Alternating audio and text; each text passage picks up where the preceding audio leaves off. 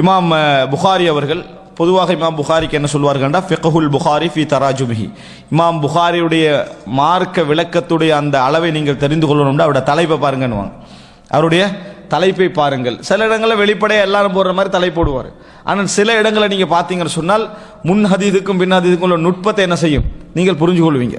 அதுக்குரிய நுட்பத்தை நீங்கள் புரிந்து கொள்வீர்கள்.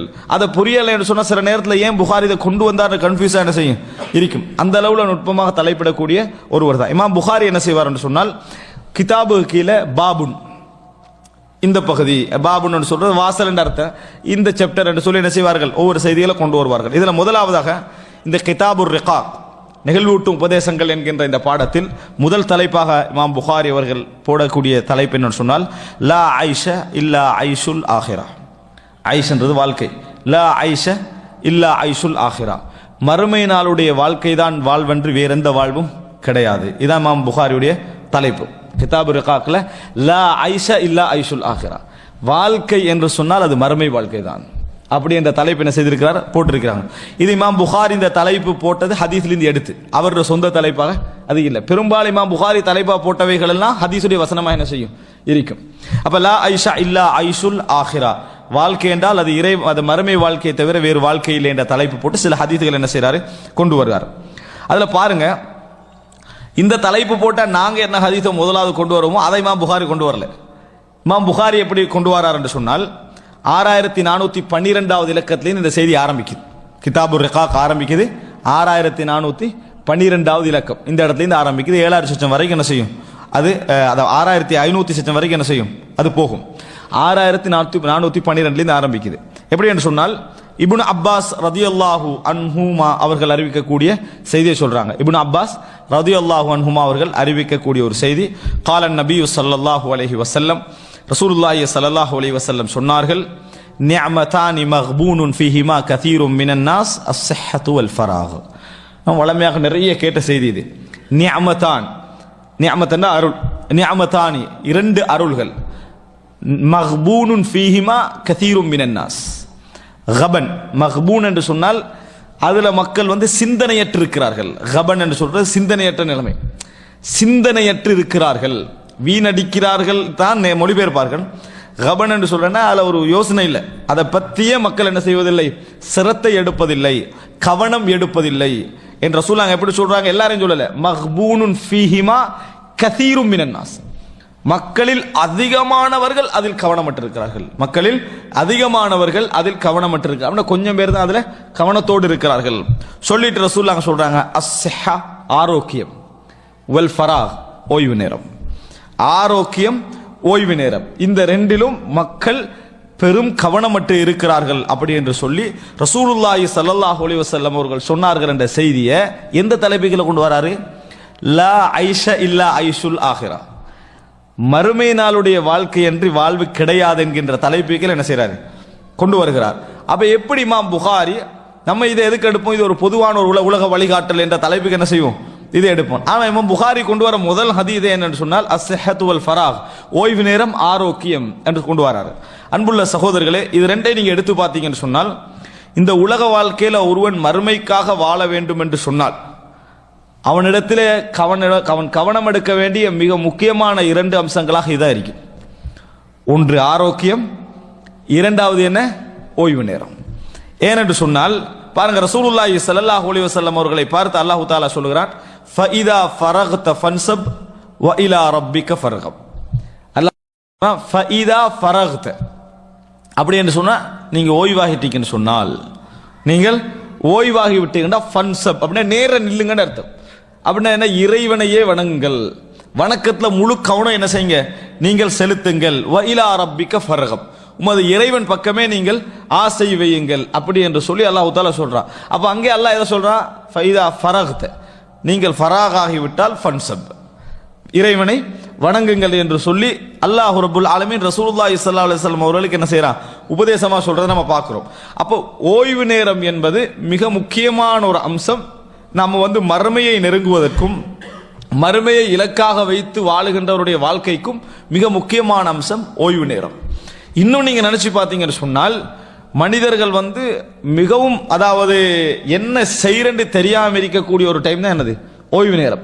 யார் அந்த ஓய்வு நேரத்தை சரியா பயன்படுத்துறாங்களோ, சரியான முறையில் இந்த ஓய்வு நேரத்தை யார் பயன்படுத்துறாங்களோ ஒரு வணக்க வழிபாடுகள் என்ன செய்வார், கூடுதலாக ஈடுபடுவார். உதாரணமாக இரவு நேரங்கள், இரவு நேரங்களை பொறுத்த வரைக்கும் நம்ம அது அதாவது ஒரு வகையில் சொன்ன ஓய்வு எடுக்கிற நேரம், அது ஓய்வு எடுக்கிற நேரம். வஜஅல்னா நௌமக்கும் சுபாதா. அல்லாஹ் தஆலா என்ன சொன்னா, சபத் யௌமு சபத்னா என்ன, சனிக்கிழமை.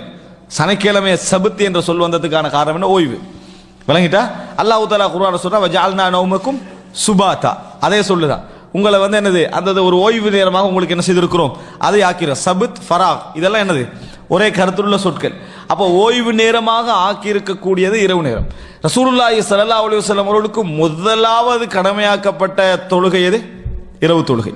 முதலாவது குமில் லைல இல்லா கலீலா, 5 நேரத்துக்கு முந்தைய ரசூலுல்லாஹி ஸல்லல்லாஹு அலைஹி வஸல்லம் அல்லாஹ் முதலா போட்ட உடனே என்ன, இரவுல வணங்கு. அது சொல்ற நேரத்தை அல்லாஹ் என்ன சொல்றா, இன்னலக ஃபின்னஹாரி சப்ஹன் தவீலா, பகல்ல உங்களுக்கு நிறைய பொறுப்புகள் நிறைய வேலைகள் என்ன செய்கின்றன, இருக்கின்றன என்று சொல்லுங்க அல்லாஹ் தஆலா. பாருங்க, இரவுல எழும்பி என்ன செய்யுங்க, நீங்கள் வணங்குங்கள் என்று சொல்லி அல்லாஹ் தஆலா சொல்றான். பகலடே ரசூலுல்லாஹ்வோட பொறுப்பு எது, நுபுவத்து பொறுப்பு, எத்தி வைக்கிற பொறுப்பு, அதை அல்லாஹ் சொல்றான். ஆனா நீங்க அதுக்காக வேண்டிய இரவுல என்ன செய்யுங்க, வணக்கத்தை ஒதுக்குங்க சொல்லி ஒரு வருஷம் வணங்கினாங்களே, இந்த ஒரு வருஷம் கடமையாக வணங்கினார்கள். சுன்னத்தால வணங்கல, கடமையாக வணங்கினாங்க. கடமையாக வணங்கி அல்லாஹ் அந்த கடமை இல்லாமக்கினா, இல்லாமல் ஆக்குற நேரத்தில் அல்லாஹ் எப்படி சொன்னா தெரியுமா, அல்லாஹ் ரப்புல் ஆலமீன் அறிந்து வைத்திருக்கிறான். அலிம அன் சயகூனு ஃபீக்கும், என்ன அலிம அன் சயகூனு ஃபீக்கும் அன் சயகூனு மின்கும் மர்தா, விளங்கிட்டான உங்கள நோயாளிகள் உருவாகலாம். அதே போன்று அல்லாஹ்வுடைய பாதையிலே பிரயாணம், யத்ரிபூன ஃபில் அர்தி யப்தகூன மின் ஃபத்லில்லாஹ், அல்லாஹ்வுடைய சிறப்புகள், அதாவது தொழில் செய்யக்கூடியவர்கள் உங்களை என்ன செய்வாங்க, உருவாங்க. இப்போ முஸ்லிம்கள் 5-10 பேர் தான் இருக்கிறீங்க, ஆனா எல்லாரும் என்ன செய்வார்கள், அப்படிப்பட்டவர்கள் உங்கள உருவார்கள். அதனால அல்லாஹ் தஆலா உங்களுக்கு குறைச்சிட்டான். விளங்கிட்டா, உங்களுடைய கடமை என்ன செஞ்சுட்டு அல்லாஹ் தஆலா குறைத்து விட்டான். எனவே ஃபக்ரஊ மா தயஸ்ஸர மின், நீங்க என்னது முடிஞ்ச அளவுக்கு என்ன செய்யுங்க, ஓதுங்க என்று அல்லாஹ் தஆலா என்ன செஞ்சான், இறக்கினான். இவ்வளவு எதை சொல்லுது, மனிதன் வாழ்வாதாரத்தில் பிஸியாக நேரத்தில் இறை வணக்கத்தில் என்ன செய்யும், குறைவு ஏற்படும். அப்ப என்ன செய்யணும், இறை வணக்கத்தில் குறைவு ஏற்பட்டு நம்ம பிஸி ஆகிக்கிறோம் சொல்லிக்கண்டே நம்ம அதை விட்டுருவோம். ஆனா ஓய்வு நேரத்தில் இதை செய்ய மாட்டோம், ஓய்வு நேரத்தில் நாம் இதை செய்ய மாட்டோம். இதே தான் நம்மளுக்கு எதுல நடக்குது, பொதுவான எல்லா விஷயம். அல்லாஹ் தஆலா என்ன சொன்னா, அல்லதீன இம்மக்கன்னாஹும் ஃபில் அர்தி அகாமுஸ் ஸலா, அவர்களுக்கு நாங்கள் பூமியில் சந்தர்ப்பத்தை கொடுத்தால் தொழுகை என்ன செய்வார்கள், நிலைநாட்டுவார்கள். ஆனா அந்த சந்தர்ப்பம் இல்லாம போனவர் தான் அதை பத்தி கவலைப்படுவோம். பாருங்க, இப்படி ஒரு அரசாங்கம் இந்த மாதிரி நடந்துகிட்டு இருக்கிறது, அதுக்கு பிறகு தான் கவலைப்படுவோம். ஆனா இருக்கிற டைம்ல தொழுதிக்க மாட்டோம், பிசினஸ் டெவலப்மெண்ட்ல தான் செஞ்சுக்கிறோம், கவனம் எடுத்திருப்போம். இது நமது ஒரு வளமை. அப்ப பாருங்க, இது அல்லாஹும்ம லா ஐஷா இல்லா ஐஷுல் ஆஹிரா என்ற தலைப்புக்கு கீழே நிஅமதானி மக்பூனுன் ஃபீஹிமா கஸீரும் மினன் நாஸ், அதிகமான மக்கள் அதிலே கவனமற்றிருக்கிறார்கள். ஒன்று ஓய்வு நேரம். அப்ப இந்த ஓய்வு நேரம் என்பது இறைவனுக்காக நாங்கள் பயன்படுத்துறதுல கவனம் எடுக்கணும். அதான் இமாம் புகாரியுடைய மக்சத் இந்த இடத்துல என்ன, ஓய்வு நேரம் எதற்காக கவனம் எடுக்கணும், இறைவனுடைய விஷயத்துக்காக கவனம் எடுக்கும். ஆனா நம்ம ஓய்வு நேரத்தில் அதுக்கு கவனம் எடுக்க மாட்டோம் பெரும்பாலும். எப்ப வேற வேற வேலைகள் என்ன இருக்குது, அப்படி என்ன மிஞ்ச வேலைகள் எஞ்சிய வேலைகளை பார்த்துக்கொள்வோம்னு நினைப்பேன் மொழிய, இறைவனுடைய விஷயத்துக்கு என்ன செய்ய மாட்டோம், நம்ம கவனம் எடுப்பது குறைவு. ஒன்று. இரண்டாவது பாருங்க, அஸ்ஸஹா. முதலாவது என்ன, அஸ்ஸஹா, ஆரோக்கியம். ஆரோக்கியம் என்றது ரசூல் ஸல்லல்லாஹு அலைஹி வஸல்லம் அவர்கள் பல செய்திகளிலேயே வலியுறுத்திய ஒரு அம்சம். எந்த அளவுக்கு சொன்னாங்க, 4 விஷயங்களை நீங்க என்ன செய்யுங்க, 5 விஷயங்களை இக்தனிம் ஹம்சன் கப்ல ஹம்சின், 5ஐ 5க்கு முன்னால் நீங்கள் பயன்படுத்திக் கொள்ளுங்கன்னு சொன்னாங்க. அதுல என்ன சொன்னாங்க, உங்களது ஆரோக்கியம் எதற்கு முன்னால, உங்களுக்கு நோய் வருவதற்கு முன்னால். ஏனென்றால் நம்ம நோய் வருகிற நேரத்தில் இறைவணக்கத்துக்குரிய சிந்தனை அதிகமாகவே வரும். நம்ம உலகத்தை விட்டு கொஞ்சம் என்ன செய்யறோம், அப்ப தூரமாகிறோம், நமது உலக வாழ்க்கை விட்டு அனுபவிப்பதற்கு நமக்கு இயலாது. அந்த மாதிரியான மனநிலை நம்மளுக்கு என்ன செய்யும், நம்மளுக்கு ஆறுதல் நிறைய தேடும். உலகத்தில் எவ்வளவுதான் அன்பு பாசம் நம்ம சூழ இருந்தாலும் இறைவனது ஆறுதல் போல எந்த ஒரு ஆறுதல் என்ன செய்யாது, இருக்காது. இந்த மாதிரி கட்டங்களை மனிதன் உள்ள என்ன செய்யும், இறைவன் பக்கம் கொஞ்சம் நெருங்க ஆரம்பிக்கும். ஆனா எங்களுக்கு தொலையெல்லாம் இருக்கும், ஆனா அந்த இடத்துல ஓதை எல்லாம் இருக்கும், நல்ல முறையில் வணங்குவதற்கு என்னது வழி இல்லாம இருக்கும். இந்த நேரத்தில் நம்ம கவலைப்பட்டு வேலை இல்லை. ஏனென்று சொன்னால் நமது முதல் விஷயத்தை அல்லாஹ் எதை பார்க்க போறான், நம்ம ஆரோக்கியமான நிலையத்தை என்ன செய்யறான், பார்க்க போறான். ரசூலுல்லாஹ் சொன்னாங்க, ஆரோக்கியமான நேரத்துடைய வணக்கத்தை நோயில் அல்லாஹ் தஆலா எழுதுவான். நோயில் இருக்கிற நேரத்தில் அவன் நோம்பு பிடிச்சிருந்தானா அந்த நோம்பை நோய் டைம்ல எல்லாம் என்ன செய்வான், ஏலாட்டியும் எழுதுவான். இரவுல தொழுகிறவனா இருந்தானா இப்ப தொலைலாம் போயிட்டா அதை அல்லாஹ் தஆலா என்ன செய்வான், எழுதுவான் என்று ரசூலுல்லாஹி ஸல்லல்லாஹு அலைஹி வஸல்லம் சொன்னாங்க. நீங்க எந்த அமல் எல்லாம் தான தர்மங்கள் செஞ்சுட்டு வந்தீங்க, பெரிய நிறைய செலவழிச்சீங்க, நீங்க நோயாளி ஆயிட்டீங்க, இப்ப முடியவில்லை, ஆனா அல்லாஹ் தஆலா நீங்க தர்மம் செய்த மாதிரி எழுதுவான்.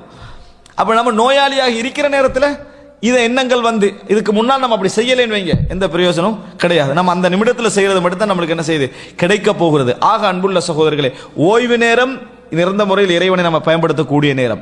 இந்த ஓய்வு நேரங்களை யார் சரியா பயன்படுத்தலையோ அவர்கள் எல்லா நேரங்களும் ஆரோக்கியத்துக்கு எதிராகத்தான் அந்த ஓய்வு நேரத்தை பயன்படுத்துவாங்க.